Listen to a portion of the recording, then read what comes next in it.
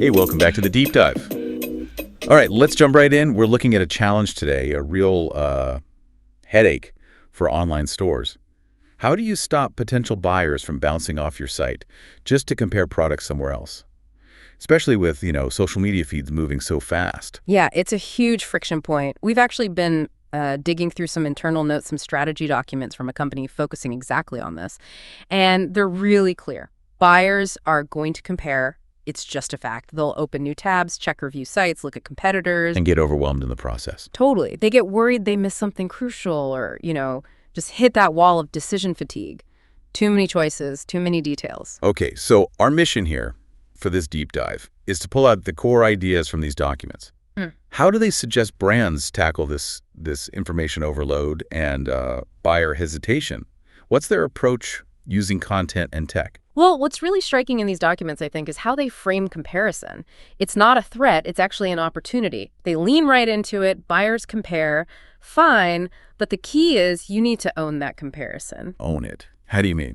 So the core idea here is bringing that comparison, like a really transparent side-by-side look, directly onto your page.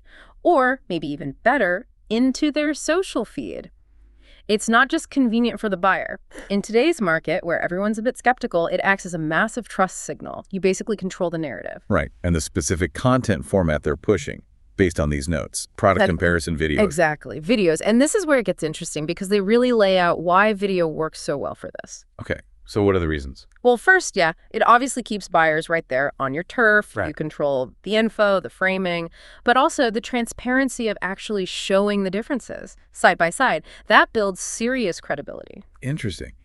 Even if, say, one of your own products doesn't quite stack up on a specific feature in the comparison. Yes, that's what the documents suggest. That honesty is precisely what builds the trust. Plus, video is just, more engaging than static stuff, right? That engagement gets them closer to answering that key question. Okay, which one of these is actually right for me? And thinking bigger picture, this kind of rich video content must be gold for, visibility, SEO, social media algorithms, that sort of thing. Absolutely. It's the kind of content the platforms themselves want to surface, helps you cut through the noise. So how do they actually make these videos, especially if you need a lot of them or need them fast? The docs talk about this blend, right? Tech and human talent. That's the core of their production approach. AI plays a big role, according to these notes, mainly for speed and customization. It means much faster production cycles. But crucially, it also allows for generating different versions, personalized variations at scale. Personalized comparison videos. How would the AI even know what to compare or what angle to take? Okay, that's a key detail in the documents. The AI isn't just chopping up video clips. It's designed to actually analyze huge amounts of text data, customer reviews, FAQs, product specs. It figures out the real questions buyers have, the sticking points, the features causing confusion, and that analysis feeds directly into the video script. So it's data-driven comparison. Okay, right. AI handles the heavy lifting with data and speed. But comparison videos need personality, right? A brand voice. That doesn't exactly scream AI. Exactly. And that's where the human creative talent is absolutely essential. The documents frame it like this.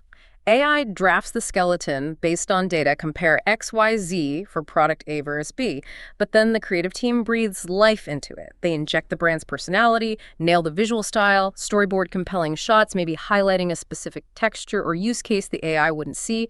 They make sure it feels authentic, like your brand. Got it. So AI provides the smarts and the scale, but humans deliver the scroll-stopping creativity and that essential brand feel. Precisely. And this combination lets them deliver finished videos quickly, ready to plug straight into existing social campaigns. Insta, TikTok, Amazon storefronts, YouTube Shorts, you name it. They provide multiple formats too, optimized for each platform.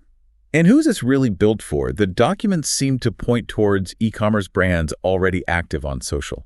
Yeah, specifically those with, say, 2 to 5 similar products, or maybe different variations of one product. That's where buyer confusion really peaks, apparently. Makes sense. That sweet spot for comparison. Right. And typically mid-sized or scaling brands, they have an audience. They just need to convert them more effectively when they hit that comparison stage. And the expected results, according to these internal notes. What can clients hope to see? It really boils down to turning passive scrolling into active clicking, keeping people on the page longer, building buyer confidence before they even think about leaving. And the big one, reducing those abandoned carts. The documents position this as tackling a major bottleneck in the sales funnel. Okay, so here's a final thought then, pulling all this together from the source material we looked at. If you know your buyers are already out there comparing your products anyway, hitting up Google, review sites, and competitor pages, what happens when you bring that comparison to them? A clear, honest, visually compelling comparison, crafted with smart tech and human creativity right where they're already scrolling or browsing on your channels. It just completely flips the script, doesn't it?